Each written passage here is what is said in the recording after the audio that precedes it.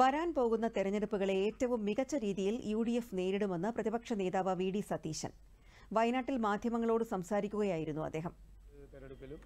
അതുപോലെയുള്ള അസംബ്ലി തെരഞ്ഞെടുപ്പിലുള്ള സംഘടനാപരമായ ദൗർബല്യങ്ങളെല്ലാം പരിഹരിച്ച് ഏറ്റവും മികച്ച രീതിയിൽ പാർലമെന്റ് ഇലക്ഷൻ നേരിട്ടതിനേക്കാൾ ഭംഗിയായിട്ട് തെരഞ്ഞെടുപ്പുകളെ നേരിടാനും സംഘടനാ പ്രവർത്തനം ശക്തിപ്പെടുത്താനും രാഷ്ട്രീയ പ്രവർത്തനം ശക്തിപ്പെടുത്താനും സർക്കാരുകൾക്കെതിരെയുള്ള ഇരു സർക്കാരുകൾക്കെതിരെയുള്ള ജനാധിപത്യപരമായ പോരാട്ടം മുന്നോട്ട് കൊണ്ടുപോകാനൊക്കെ രൂപം കൊടുക്കും.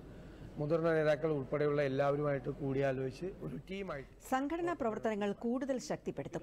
കേന്ദ്ര സംസ്ഥാന സർക്കാരുകൾക്കെതിരെ ജനാധിപത്യപരമായ പോരാട്ടം മുന്നോട്ട് കൊണ്ടുപോകും. പ്രതിപക്ഷം വിമർശിക്കുമ്പോൾ മന്ത്രിമാർക്ക് പൊള്ളുമെന്നും സർക്കാരിന്റെ തെറ്റുകൾ ചൂണ്ടിക്കാട്ടി തിരുത്തുക എന്നതാണ് പ്രതിപക്ഷ ധർമ്മമെന്നും വി.ഡി. സതീശൻ പറഞ്ഞു. ഗവൺമെന്റിന്റെ തെറ്റുകൾ ചൂണ്ടിക്കാണിക്കുക എന്നുള്ളതാണ്.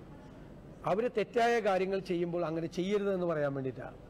ആമയിലഞ്ചാൻ തോട്ടിൽ ജോയി എന്ന് പറയുന്ന പാവപ്പെട്ട ഒരു തൊഴിലാളി വീണപ്പോൾ അല്ലല്ലോ പ്രതിപക്ഷം ഇത് പറഞ്ഞത് എന്നാണ് മന്ത്രിയുടെ ആക്ഷേപം.